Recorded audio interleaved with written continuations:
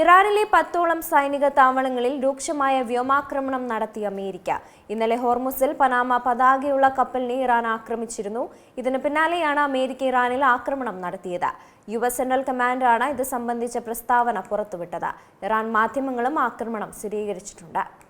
പശ്ചിമേഷ്യയിൽ വീണ്ടും സംഘർഷം രൂക്ഷമാവുകയാണ്. വീണ്ടും അപകടകരമായ ഒരു ഘട്ടത്തിലേക്ക് കടക്കുന്നുവെന്ന സൂചന കൂടിയാണ് ലക്ഷ്യമാക്കുന്നത്. തിരിച്ചടിയുമായി ഇറാനും രംഗത്തെത്തിയതോടെ മേഖല വീണ്ടും അതീവ ജാഗ്രതയിലേക്ക് നീങ്ങുന്നു.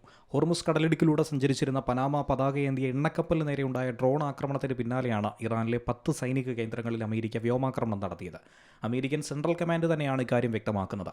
ഇറാന്റെ നിരീക്ഷണ സംവിധാനങ്ങൾ, ആശയവിനിമയ കേന്ദ്രങ്ങൾ, വ്യോമ പ്രതിരോധ സംവിധാനങ്ങൾ, ഡ്രോൺ ശേഖരണ കേന്ദ്രങ്ങൾ, മൈൻ വിന്യാസ സൗകര്യങ്ങൾ എന്നിവ ഉൾപ്പെടെയുള്ള തന്ത്രപ്രധാനമായ കേന്ദ്രങ്ങളെയാണ് ലക്ഷ്യമിട്ടതായി അമേരിക്ക വിശദീകരിച്ചിരിക്കുന്നത്.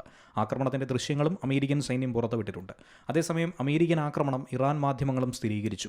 മേഖലയിൽ നിലവിലുണ്ടായിരുന്ന വെടിനിർത്തൽ ധാരണ ലംഘിച്ചാണ് ഇറാൻ ആക്രമണം നടത്തിയതെന്നും അതിനുള്ള മറുപടിയായിട്ടാണ് സൈനിക നടപടി സ്വീകരിച്ചതെന്നുമാണ് അമേരിക്കൻ സൈനിക വൃത്തങ്ങൾ സൂചിപ്പിക്കുന്നത്.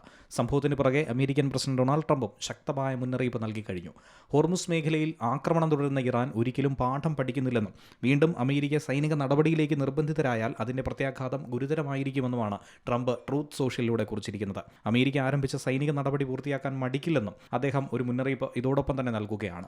ഇതിനിടെ അമേരിക്കയുടെ നടപടിക്ക് ശക്തമായ തിരിച്ചടിയുമായി ഇറാനും രംഗത്തെത്തിയിട്ടുണ്ട്. ഗൾഫ് മേഖലയിലെ അമേരിക്കൻ സൈനിക കേന്ദ്രങ്ങളെ ലക്ഷ്യമിട്ടുകൊണ്ട് ആക്രമണം നടത്തിയെന്നാണ് ഇറാൻ വ്യക്തമാക്കുന്നത്.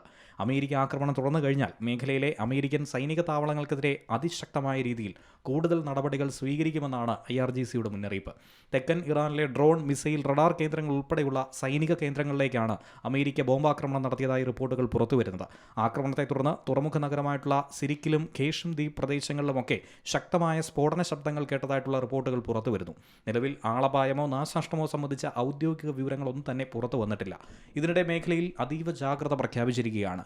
മിസൈൽ, ഡ്രോൺ ആക്രമണങ്ങളെ നേരിടാൻ വ്യോമ പ്രതിരോധ സംവിധാനങ്ങൾ സജ്ജമാക്കിയതായിട്ടാണ് സൈനിക വൃത്തങ്ങൾ അറിയിക്കുന്നത്.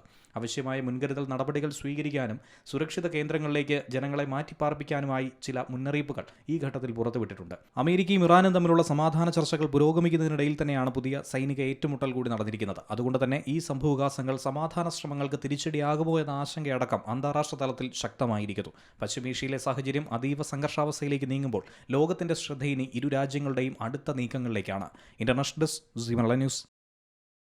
ഏറ്റവും പുതിയ വാർത്തകളും വിശേഷങ്ങളും വിരൽത്തുമ്പിലറിയാൻ സീ മലയാളം ന്യൂസ് എല്ലാ ഡിജിറ്റൽ പ്ലാറ്റ്ഫോമുകളിലും ലഭ്യം.